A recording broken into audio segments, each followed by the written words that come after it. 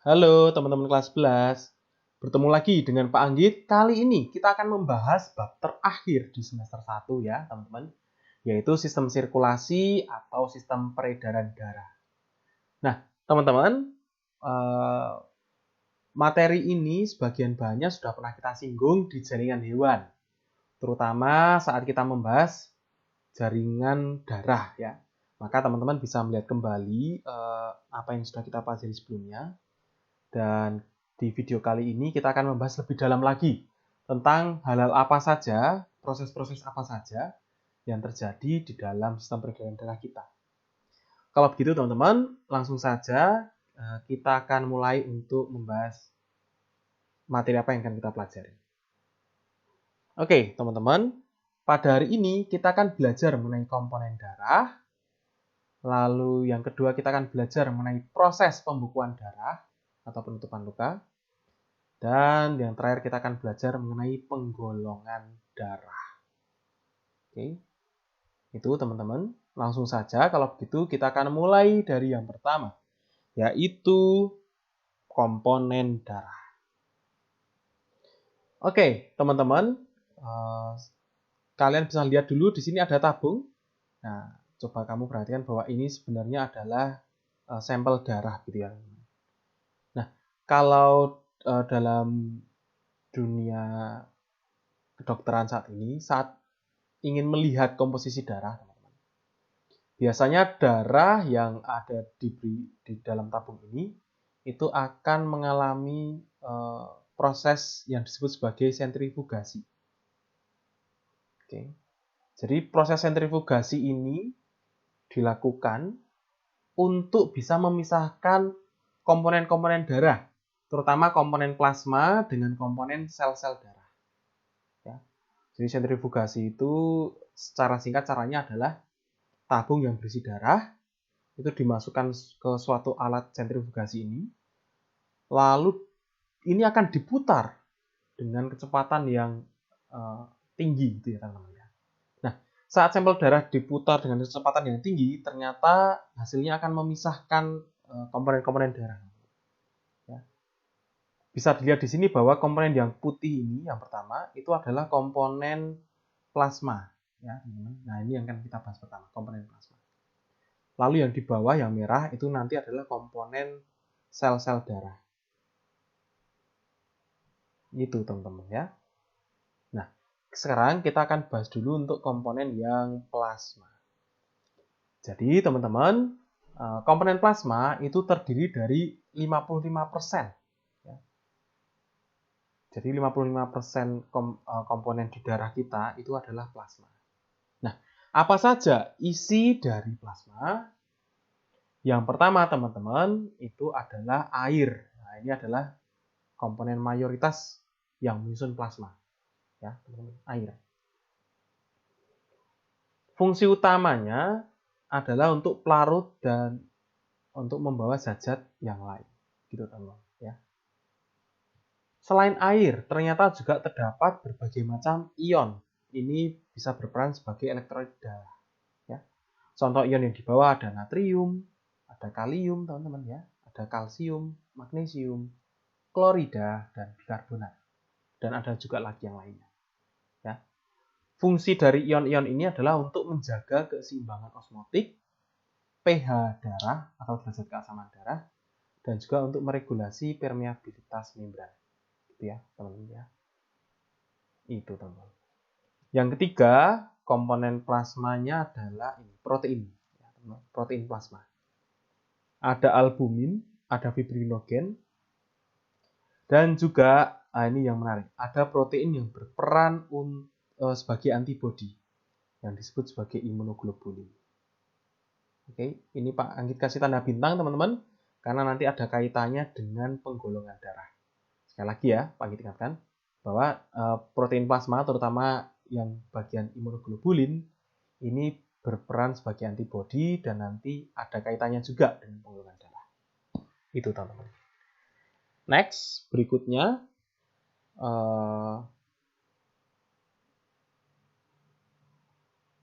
oh ya, Pak Anggit lupa. Di sini ada protein plasma, fibrinogen ya, teman-teman ya.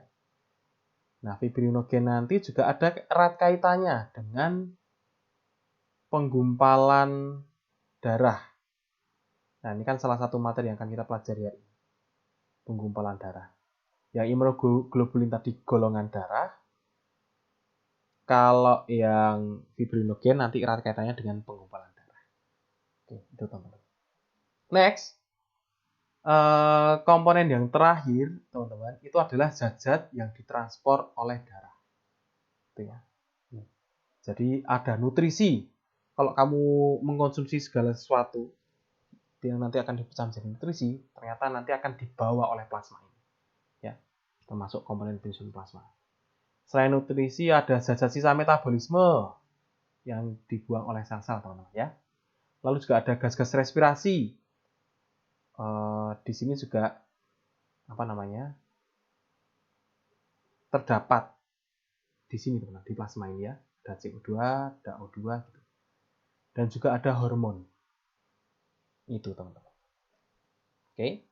Next, setelah kita membahas plasma, kita pasti juga harus membahas komponen yang di bawah, yang lebih berat, yaitu sel-sel darah. Nah, teman-teman sudah tahu ini bahwa sel darah itu ada leukosit atau sel darah putih, ada trombosit atau keping darah, dan juga ada eritrosit atau sel darah merah. Nah, ini kita sudah pelajari juga di jaringan hewan, ya, terutama di bagian jaringan darah. Cuman Panggit hanya ingin mengulang sedikit saja.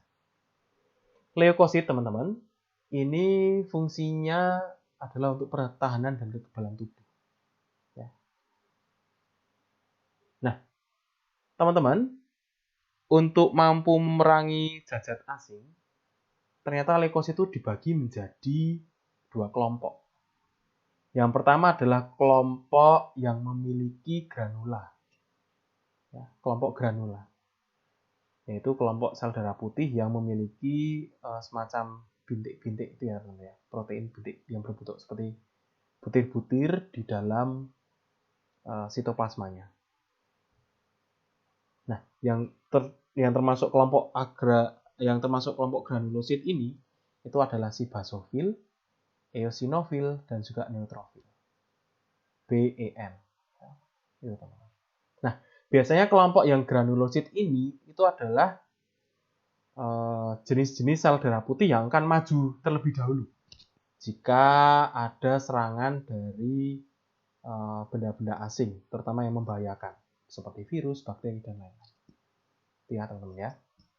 Nah, baru kalau yang kelompok granulosit ini tidak mampu menanggulangi serangan yang ada, maka yang akan maju berikutnya adalah yang kekuatannya lebih hebat, yaitu limfosit dan juga monosit. Ya, teman-teman ya. Nah, limfosit dan monosit ini, teman-teman, karena dia tidak punya granula, biasanya disebut sebagai kelompok agranulosit. Ya, jadi ada kelompok granulosit dan juga ada kelompok yang agranulosit. Itu, teman-teman. Ya. Nah, jumlah leukosit dalam 1 mm kubik darahmu itu kalau normal ya kisarannya antara 5.000 sampai 10.000. Gitu, teman-teman. Nah, bisa jadi dalam suatu kasus nilainya itu lebih dari 10.000. Ya. Misalkan 12.000 dalam 1 mm kubik darah. Itu, teman-teman. Nah, misalkan ini bisa menjadi soal analisis gitu ya, teman-teman ya.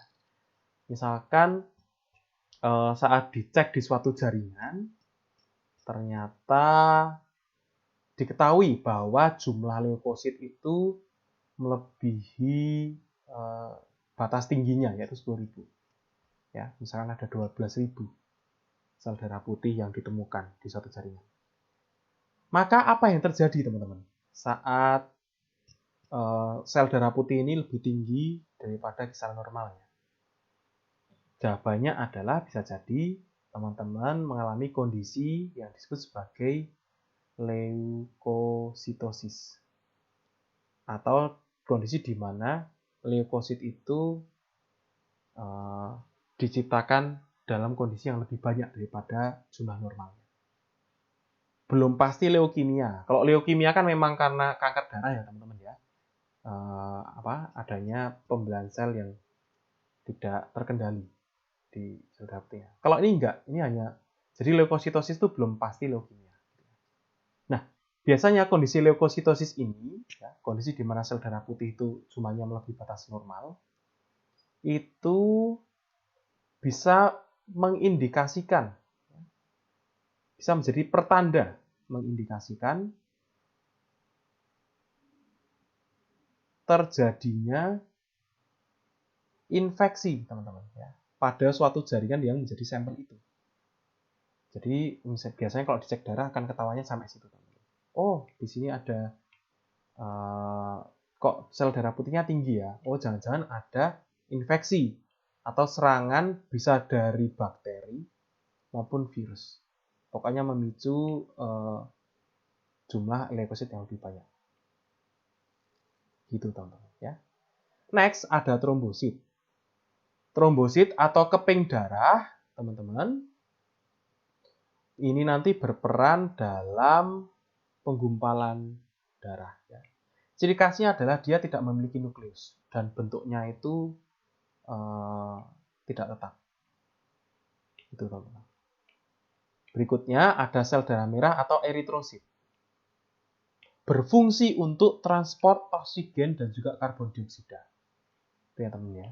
Berfungsi untuk transport oksigen dan karbon dioksida. Kenapa kok seperti itu? Karena eritrosit itu memiliki struktur khusus yang disebut sebagai hemoglobin. Tulisannya hemoglobin gitu ya. Tapi biasanya disingkat sebagai HB. Hemoglobin. Itu, teman-teman. Itulah yang bisa membuat eritrosit itu mengikat oksigen ataupun mengikat karbon dioksida. Nah, ini juga bisa menjadi soal yang bisa dianalisis, teman-teman. Kita tahu bahwa eritrosit itu tidak memiliki nukleus. Ya. Sehingga secara struktur, kalau teman-teman lihat, itu di bagian tengahnya itu tuh cekung. Ya. Struktur yang cekung seperti itu biasanya kita kenal sebagai struktur bikonkav. Pertanyaannya adalah, kenapa kok tidak ada nukleus di dalam eritrosit? Jawabannya adalah karena eritrosit lebih memilih, ya, strukturnya itu lebih memilih untuk mengembangkan atau memperbanyak HB. Gitu, teman-teman. Jadi dengan memperbanyak HB, satu eritrosit itu membentuk 4 hemoglobin yang nanti digunakan untuk mengikat gas oksigen ataupun karbon dioksida. Nah, karena nanti ini membentuk 4 HB seperti ini, teman-teman, maka eritrosit lebih memilih untuk tidak memiliki nukleus. Seperti itu, teman-teman. Sebenarnya, selain tidak ada nukleus, eritrosit pun juga tidak memiliki mitokondria. Alasannya apa, teman-teman? Sederhana. Karena kalau sampai eritrosit itu punya mitokondria, dan mitokondria itu bisa melakukan respirasi seluler, nah, nanti oksigen yang dibawa sama hemoglobin ini malah akan dipakai sendiri dong sama si eritrosit untuk membentuk energi. Jadi fungsinya untuk bisa mengantarkan oksigen ke seluruh sel-sel di jaringan tubuhmu tidak akan tercapai ya, karena saat mengikat oksigen dari paru-paru akan digunakan sendiri. Nah, maka dari itu eritrosit tidak memiliki mitokondria. Nah, dengan demikian oksigen yang sudah berikatan dengan hemoglobinnya akan terus dibawa sampai nanti menuju ke sel-sel yang ada di dalam tubuhmu. Baru semua selmu itu akan kebagian oksigen dan bisa menjalankan proses respirasi seluler. Seperti itu, teman-teman. Paham ya? Next. Kita akan membahas mengenai pembekuan darah, atau dalam hal ini disebut sebagai penutupan luka. Oke, teman-teman. Dalam proses pembekuan darah, teman-teman tahu bahwa sel yang berperan penting adalah trombosit. Oke. Nah, selain trombosit, teman-teman nanti teman-teman juga tahu bahwa yang terlibat ada yang disebut sebagai faktor pembekuan darah, gitu ya. Faktor pembekuan darah. Ada faktor pembekuan darah.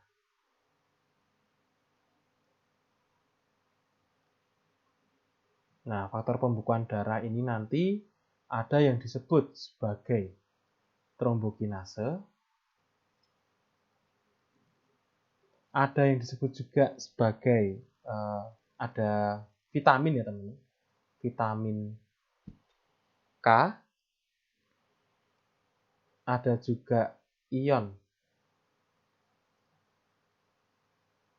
ya, ada juga, oh maaf teman-teman, ada juga ion kalsium, ya, dan juga ada yang disebut sebagai protrombin.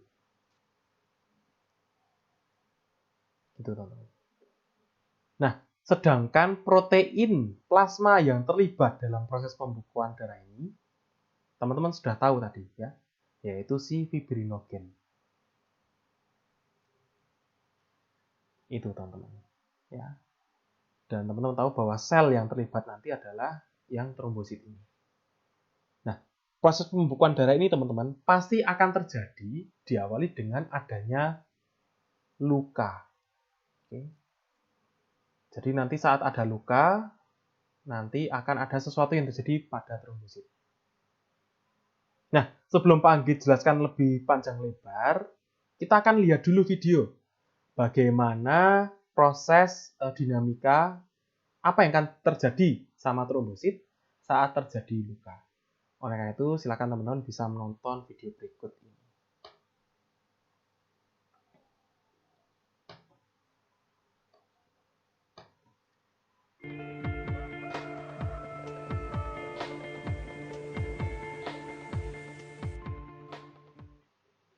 Ouch!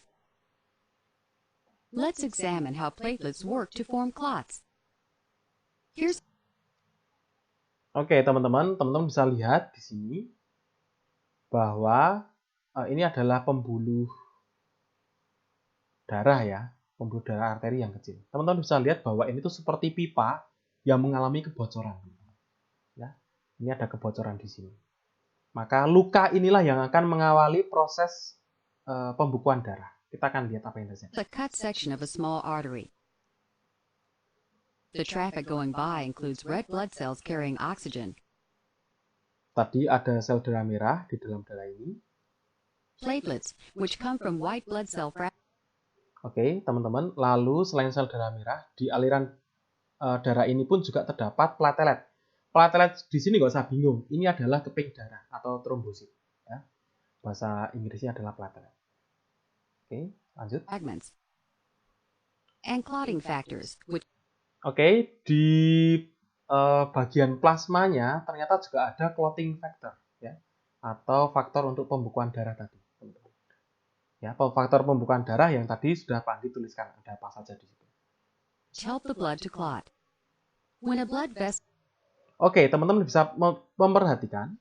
Jadi seperti halnya pipa, saat ada luka itu pasti akan ada bagian darah yang keluar, gitu ya. Karena di sini ada lubang. Walaupun sebagian besar tuh ya tetap jalan seperti biasa pada alirannya, tetapi pasti ada sedikit atau banyak darah yang keluar, tergantung dari seberapa lebar luka kerusakan dari pembuluh darah yang terjadi. Ya. Oke, itu teman-teman. Kita lihat kembali. Ya. Jadi yang keluar di sini, darah yang keluar itu tidak hanya sel darah merah saja, tapi teman-teman bisa lihat ada trombosit juga yang keluar. becomes damaged, Ya, ini ya. as shown here. Oke, teman-teman bisa lihat. Itu sel darah merahnya keluar, trombositnya ikut keluar. Pokoknya darah secara umum itu keluar. Nah, kalau perkara kamu melihat saat kamu terluka kok yang keluar warnanya merah, yaitu karena sel darah merahnya tuh lebih dominan dalam memunculkan warna. Tetapi sebenarnya tidak hanya sel darah merah, sel darah putih juga ada yang ikut keluar, plasma darah juga ada yang ikut keluar. Gitu ya. Oke, next kita akan lihat apa yang akan terjadi saat ada luka. The blood cells and plasma begin oozing out into the surrounding tissue. This begins the clotting process. Oke, teman-teman. Jadi, saat tadi terjadi luka, ada darah yang keluar, tapi ternyata juga ada darah yang nempel sama luka yang ada. Ya, teman-teman bisa lihat, exposed collagen fibers. Teman-teman tahu bahwa pembuluh darah itu dindingnya ini terbuat mayoritas dari serat kolagen. Jadi serat kolagen yang terbuka ini akan mengawali proses pembekuan darah. Ya. Teman-teman bisa lihat saat ada kolagen yang terbuka, ternyata ada sel-sel darah putih, ada sel-sel keping darah atau trombosit yang nempel di dinding permukaan luka yang terbuka ini. Ya. Itu teman-teman. Platelets immediately begin to adhere to the cut edges of the artery. Oke, berhenti sini dulu. Nah, keping-keping darah yang tadi sudah nempel di dinding pembuluh darah yang terbuka, ternyata bisa mengirimkan sinyal kimia, ya. Jadi bisa mengirimkan sinyal dengan cairan kimia tertentu untuk bisa menarik kehadiran keping-keping darah atau trombosit yang lewat di aliran darah ini. Sehingga keping darah itu akan seperti semacam berkumpul di luka yang terbuka ini. Ya. Sekali lagi, keping darah yang tadi sudah nempel di luka yang terbuka ini ternyata bisa mengirimkan senyawa kimia untuk sebagai sinyal gitu ya bagi keping darah yang lain atau trombosit yang lain untuk bisa berkumpul di luka ini. They release chemicals to attract even more platelets. Eventually, a platelet plug is formed and the external bleeding stops. Oke, teman-teman. Lalu keping darah atau trombosit di sini yang berkumpul ternyata akan menutup gitu ya, menutup pendarahan yang sisi luar. Jadi sisi luar ini itu akan tertutup sehingga darah sudah tidak bisa keluar lagi. Gitu ya. Nah, permasalahannya walaupun secara luar sudah tidak keluar darah lagi, tetapi yang bagian dalam ini kan perlu untuk ditutup ya teman-teman ya. Dan di sini teman-teman sudah tahu bahwa trombosit sudah berkumpul di dinding pembuluh darah yang rusak. Nah, maka dari sini baru kita akan bahas apa yang akan dilakukan oleh trombosit yang berkumpul di luka ini sehingga bisa menutup pembuluh darah ini secara sempurna. Ya, bisa menambal pembuluh darah ini secara sempurna. Kalau gitu baru Pak Anggit akan jelaskan dengan bagan yang ada. Oke, lanjut ke sini ya teman-teman ya. Tadi teman-teman tahu bahwa pertama diawali oleh luka. Dan di luka ini sudah ada trombosit yang berkumpul di dinding-dinding pembuluh darah yang rusak. Gitu ya. Maka luka, di sini ada trombosit yang berkumpul di dinding-dinding darah tadi. Lalu berikutnya, trombosit yang menempel di pembuluh darah yang luka tadi itu akan mengaktifkan enzim yang namanya trombokinase. Itu teman-teman. Ya. Akan masih mengaktifkan enzim yang namanya trombokinase. Nah, teman-teman tadi kan ingat toh bahwa di aliran darah yang lewat itu sudah ada faktor pembekuan darah yang namanya protrombin.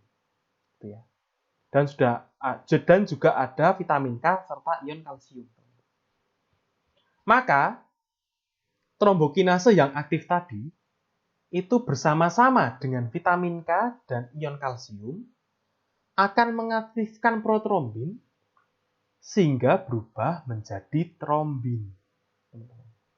Seperti itu. Oke. Next, kehadiran trombin di sini, teman-teman, ternyata akan mengaktifkan protein plasma fibrinogen yang lewat bersama dengan plasma darah, ya, aliran darah itu tadi, itu untuk berubah secara sempurna menjadi fibrin, benang-benang fibrin. Ya. Dan benang-benang fibrin yang terbentuk ini itu bersifat lengket dan akan menutupi bukaan pembuluh darah. Itu teman-teman. Ya. Dan ingat bahwa fibrin itu bersifat lengket. Sehingga nanti kalau misalkan ada sel-sel darah yang akan lewat ke ke luka yang terbuka tadi, itu akan ditangkap sama si fibrin ini. Dan akan nempel, karena kan fibrinnya lengket. Sehingga sedikit demi sedikit, karena sel darahnya atau darah secara umum tidak bisa keluar luka lagi, tidak bisa keluar melalui luka itu tadi, maka nanti darah di situ akan membeku. Istilahnya seperti itu. Dan pembuluh darah pun akan sedikit demi sedikit menutup secara sempurna. Ya. Jadi pembentukan benang fibrin, nanti kalau sudah sempurna, itu akan menutup luka. Dalam hal ini, luka yang ada pada pembuluh darah. Gitu ya. Jadi teman-teman, balik lagi, kalau lukanya nggak sampai kena pembuluh darah, ya pasti proses pembukaan darah ini tidak akan terjadi. Tapi jika luka yang dialami itu sampai melukai dinding pembuluh darah, barulah ini akan terjadi. Gitu ya teman-teman ya. Semoga kamu bisa mencernanya dengan baik. Oke? Next, kalau begitu, ini bagian yang paling seru nih. Kita akan membahas tentang penggolongan darah. Oke, teman-teman, untuk penggolongan darah, kita akan mempelajari sistem ABO dan juga sistem resus. Ya, ini kamu sudah paham, pasti sudah pernah mendengar ini. Nah, untuk bisa memahami sistem penggolongan darah ABO dan resus ini, teman-teman nanti akan mengenal yang disebut sebagai aglutinin dan juga aglutinogen. Itu ya, teman-teman ya. Jadi, teman-teman, golongan darah manusia itu akan ditentukan oleh sejenis protein dalam eritrosit yang disebut sebagai aglutinogen atau nama lainnya adalah antigen.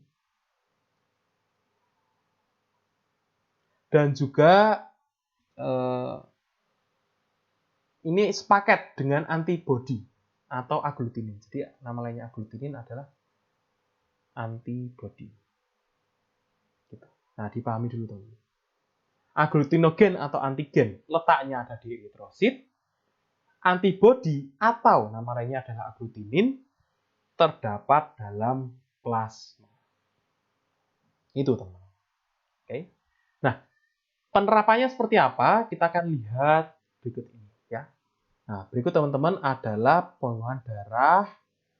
Ini ya, segini. Ini adalah merunut dengan sistem ABO. Nah, sistem ABO. Nah, ini teman-teman sudah tahu bahwa dengan sistem ABO akan ada 4 golongan darah. Golongan darah A, B, AB, dan O. Itu teman-teman. Nah, untuk golongan darah A, B, AB, dan O ini teman-teman, itu kita melihat ya ini berdasarkan ada atau tidaknya aglutinogen. Berdasarkan aglutinogen, hanya 2 yang dilihat. A dan B. Hanya dilihat dari ini aja. Berdasarkan aglutinogen A dan B. Itu ya. Jadi teman-teman, kalau ada orang yang bergolongan darah A, itu artinya aglutinogen dalam sel darah merah orang tersebut cuman punya aglutinogen A.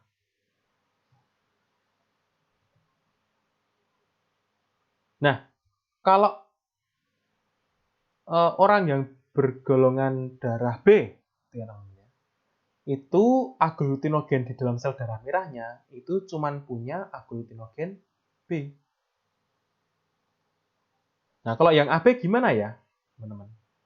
Nah, yang AB ini aglutinogen dalam sel darah merahnya itu punya dua-duanya. Ya dia punya A dan ya dia juga punya B. Itu teman-teman.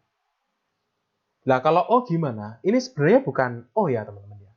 Sebenarnya ini tuh dikatakannya sebagai 0 atau kosong. Cuman karena ini sebelum-sebelumnya sudah pakai abjad dan supaya mudah gitu ya dikenal oleh awam, ya sudah ini biasanya disebut sebagai O.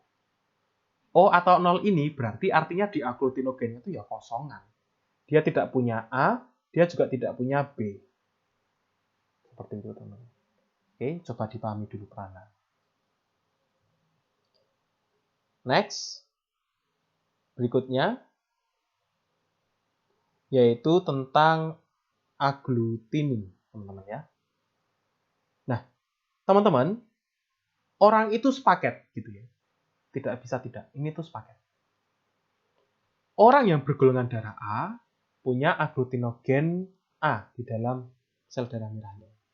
Tetapi ini pun di dalam plasma darahnya itu ternyata terdapat antibodi tentara ya, teman-teman, yang disebut sebagai anti B.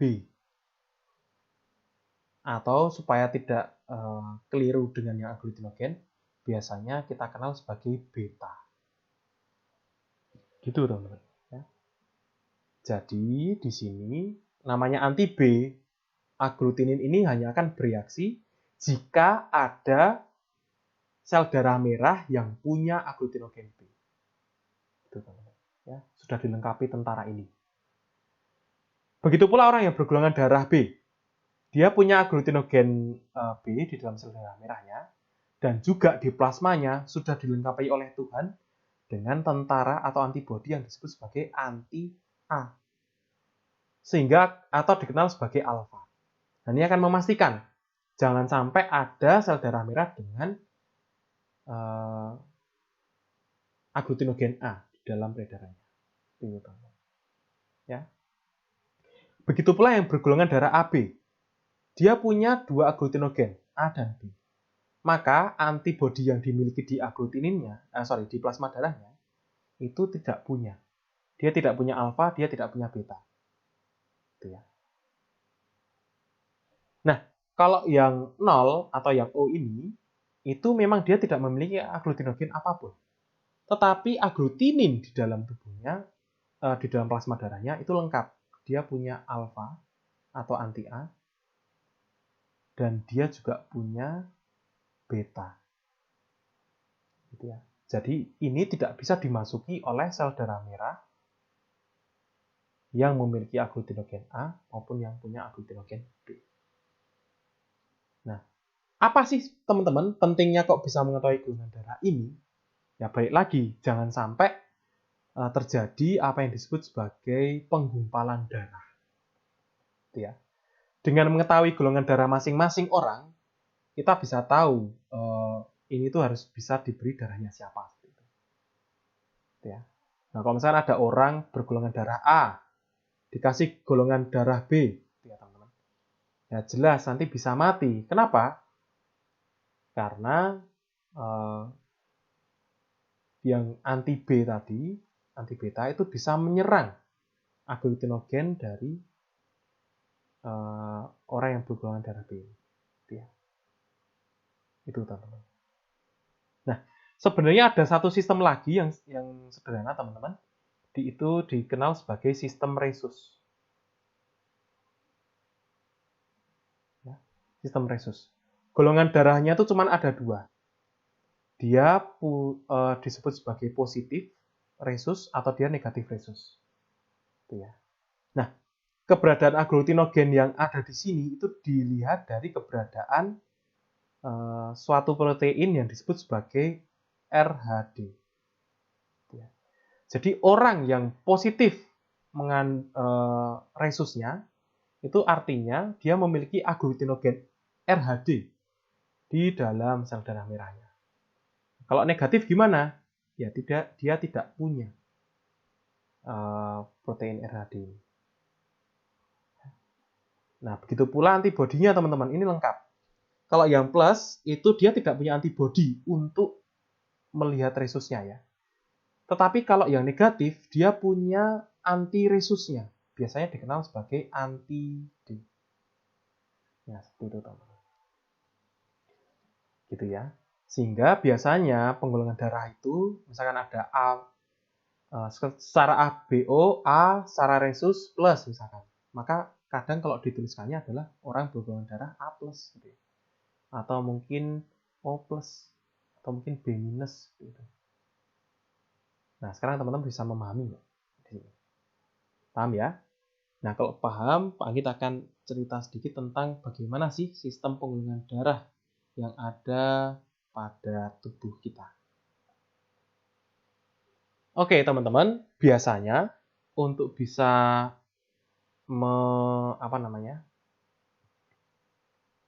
mengetahui bagaimana darah kita, itu biasanya itu menggunakan darah kita dikeluarkan gitu, lalu diteteskan ke 3 bagian, ke 3 bagian.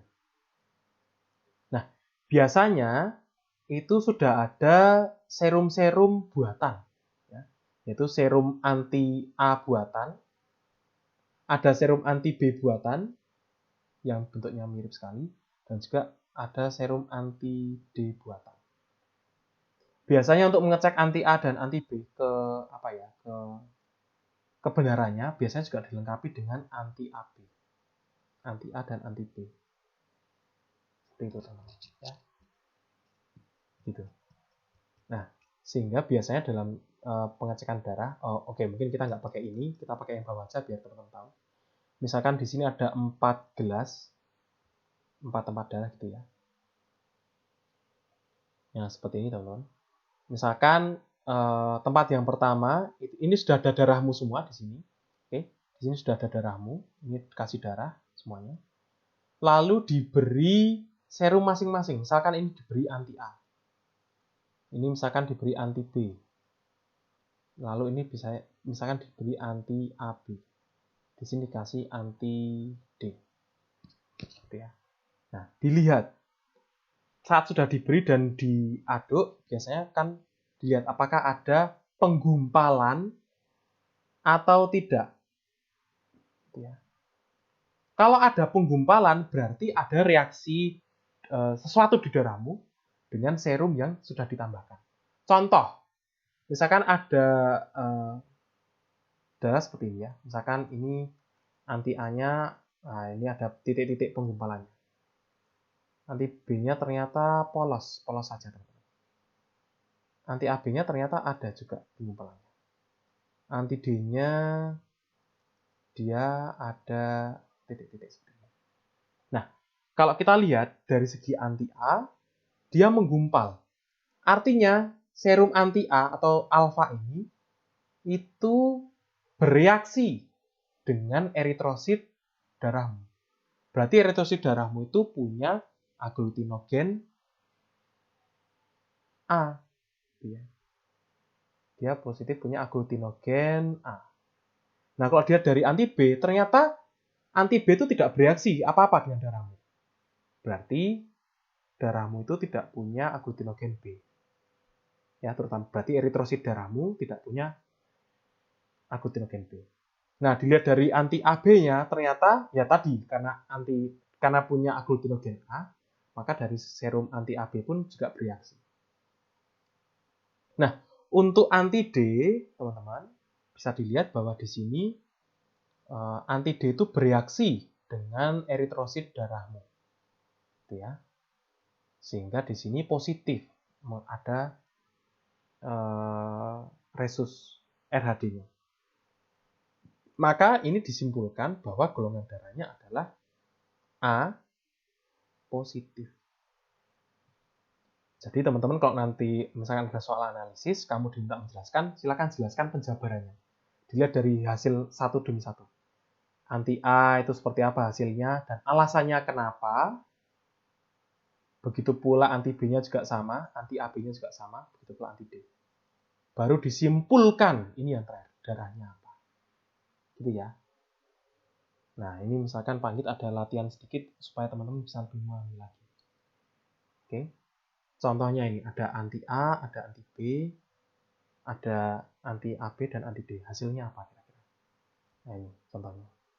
Anti A, darahmu dikasih anti A ada gumpalan, dikasih anti B encer, dikasih anti AB ada gumpalan, dikasih anti D ada gumpalan. Nah, ini berarti hasilnya adalah A, karena dia cuma bereaksi dengan anti A saja, dan anti AB-nya bereaksi juga, dan dia dari anti D-nya bereaksi juga. maka resusnya adalah positif. Coba yang di bawahnya. Anti A-nya ternyata encer.